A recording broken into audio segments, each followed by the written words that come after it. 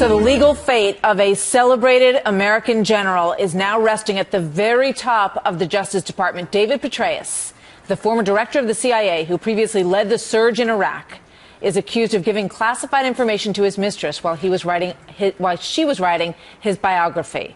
Now, Attorney General Eric Holder says he or his successor will decide if felony charges are to be filed. It's hard to say. I mean, in terms of timing, I will be in office until my successor is confirmed. But I would expect that to the extent that there is a matter of this magnitude, that would be decided at the highest levels of the Justice Department.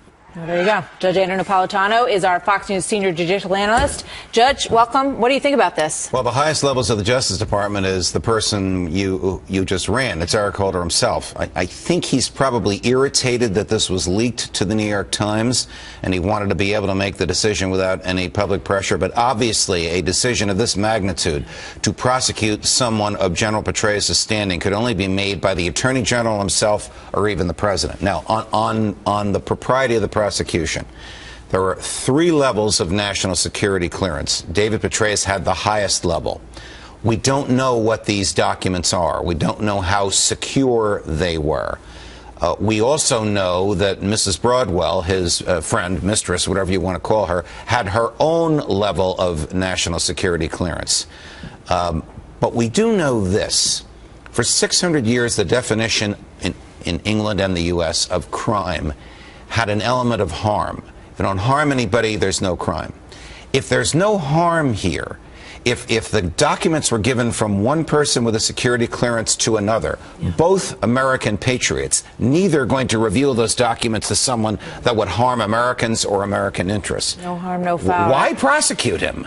Good question. Good question. And they have left this hanging over David Petraeus' head for a long time. I don't know why they wouldn't have been able to have dealt with this situation, yay or nay, by now, when you consider what they're dealing with here. It raises so many questions about the motivation that they might have against this man. What takes so long?